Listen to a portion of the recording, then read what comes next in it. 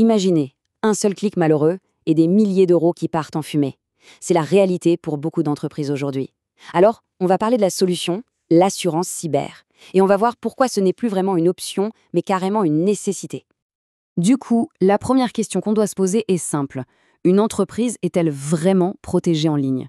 Honnêtement, face à des menaces de plus en plus sophistiquées, c'est rare de pouvoir répondre oui avec une totale confiance, pas vrai ? Pour que ça parle vraiment, prenons un exemple tout simple, la boulangerie du coin. Tout roule pour elle, et puis, un jour, bam, toutes les données des clients sont volées. Et là, d'un coup, cette petite boutique se retrouve noyée sous les frais d'avocat, les notifications à faire, bref, de quoi mettre en péril toute son activité. Ça montre bien une chose, absolument personne n'est à l'abri. Et justement, cette histoire de boulangerie, c'est l'illustration parfaite du nouveau type de risque auquel on fait face. Un risque numérique que les assurances traditionnelles, eh bien, elles ne couvrent tout simplement pas. C'est donc super important de bien comprendre la nature de ce nouveau danger. Parce que, attention, le risque cyber, ce n'est pas juste le vol de données, loin de là. En fait, on peut le diviser en 5 grandes catégories. Bon, il y a la confidentialité, ça, c'est le vol de données le plus connu. Mais il y a aussi l'intégrité, quand les données sont carrément détruites. La disponibilité, quand tout le système est bloqué, paralysé. La responsabilité, c'est quand on cause des dommages à d'autres. Et enfin, bien sûr, le côté financier direct, la fraude, les rançons, c'est beaucoup plus large que ce qu'on imagine. Ok, donc face à tout ça, on fait quoi ? Quelle est la parade ? Eh bien, c'est justement là que l'assurance cyber entre en jeu. Allez, on va décortiquer ensemble les garanties qui sont vraiment essentielles, ce qui fait de cette assurance un vrai bouclier. La première brique, la plus fondamentale, c'est ce qu'on appelle la responsabilité cyber civile. Alors en clair, ça veut dire quoi ? Ça veut dire que si une faille de sécurité chez une entreprise cause du tort à ses clients ou à ses partenaires, eh bien c'est cette assurance qui vient couvrir les dégâts financiers.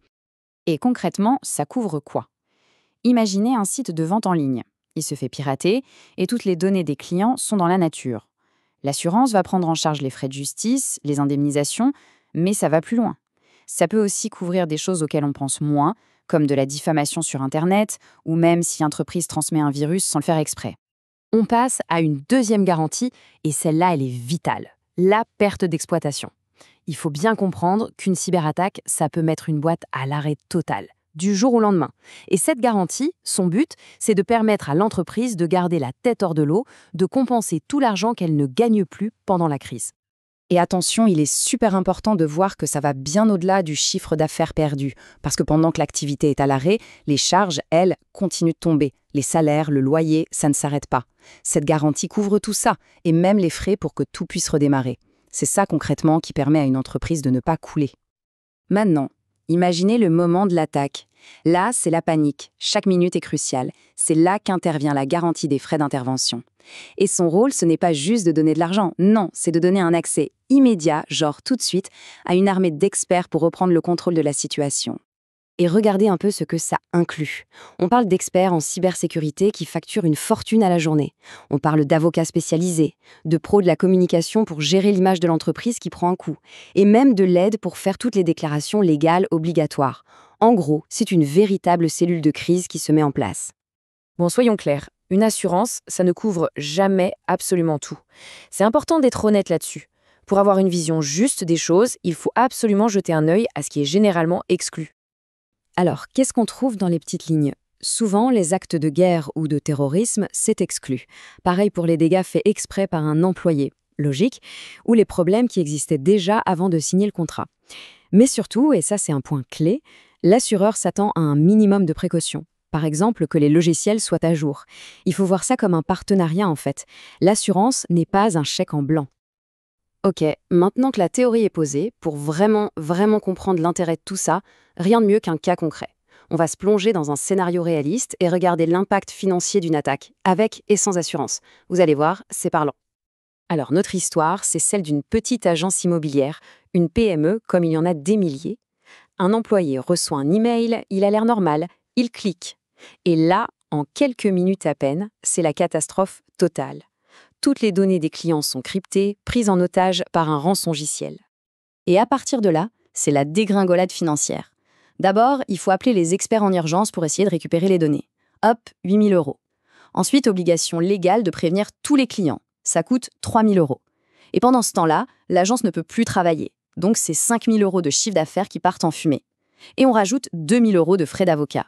L'addition grimpe très très vite. Et c'est là vraiment que tout bascule. Si l'agence n'a pas d'assurance, la facture totale s'élève à 18 000 €. Pour une PME, ça peut être fatal, c'est énorme. Maintenant, avec une bonne assurance cyber, l'agence paye juste sa franchise, mettons 1 000 €, le reste est pris en charge. La différence est juste colossale. 17 000 €. Il faut bien réaliser ce que ça représente. Ce n'est pas juste un chiffre. Pour une petite entreprise, 17 000 €, c'est la différence entre continuer à payer ses employés le mois d'après ou devoir fermer boutique. C'est ça la valeur très concrète de la tranquillité d'esprit. Bon, pour synthétiser tout ce qu'on vient de voir, récapitulons les points vraiment clés, les choses à retenir. C'est un peu la checklist de sécurité à avoir en tête.